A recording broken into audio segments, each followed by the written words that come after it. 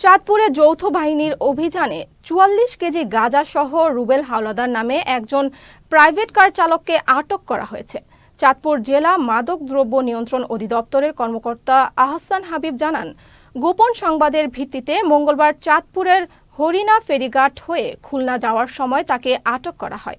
এ সময় জেলা প্রশাসক কার্যালয়ে এনডিসি আসাদুজ্জামান, চাঁদপুরের দায়িত্বে থাকা সেনাবাহিনীর ক্যাপ্টেন মোহাম্মদ রিফাত আল সামিউল, মাদকদ্রব্য নিয়ন্ত্রণ অধিদপ্তরের পরিদর্শক মোহাম্মদ আহসান হাবিব ও চাঁদপুর মডেল থানার উপপরিদর্শক ফেরদৌস সহ সঙ্গীয় সদস্যরা যৌথভাবে মাদক বিরোধী এই অভিযান পরিচালনা করেন।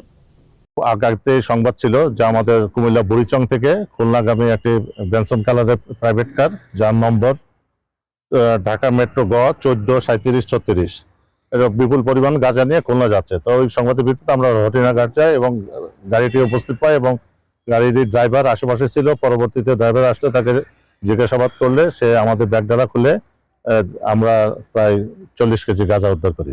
এর পরিপ্রেক্ষিতে আমরা মাদক দ্রব্য নিয়ন্ত্রণ অধিদপ্তর আসামির বিরুদ্ধে মাদক দ্রব্য নিয়ন্ত্রণ আইনে সদর থানায় একটি নিয়মিত মামলা রুজু করব।